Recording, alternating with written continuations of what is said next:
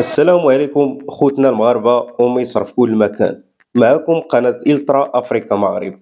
اليوم جيناكم من قلب الحدث من أمام ملعب أكادير الكبير الذي احتضن بعثة المنتخب المصري. ولكن واش هاد الكاس اللي كتشوفوا قدامكم غتنسينا في الحركة اللي دارها حسام حسن في حق الجماهير المغربية؟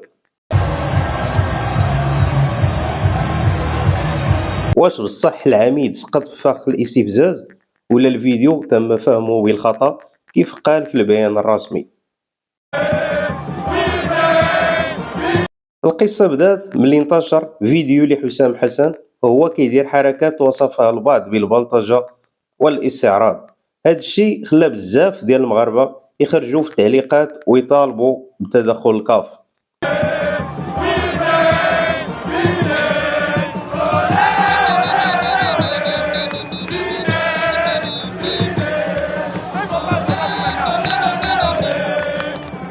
من جهته حسام حسن خرج ببيان كيوضح فيه بلي الفيديو تم فهمه بالخطأ وأنه كيكن كل التقدير والاحترام لجمهور أكادير المغرب. واش هاد الكلام كافي ولا خاص اعتذار رسمي ومباشر صوت وصورة؟ حنا في قناة إلترا أفريكا مغرب دائما كنقولوا بلي الكرة خاصها تجمعنا وما تفرقناش. المنتخب المصري لقى ترحيب كبير في أكادير والجمهور المغربي ساند الفراعنة بحال ولاد بلادهم.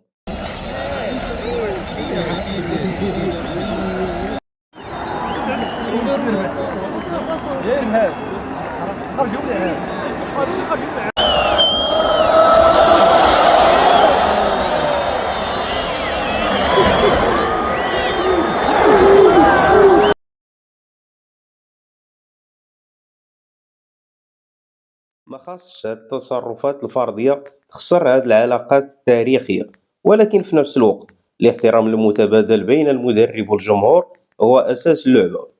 قولوا لينا في التعليقات واش نتوما مع الرأي اللي كيقول خاص عقوبة ولا كتظنوا باللي بيان توضيح كافي ونسدوا هاد الصفحة؟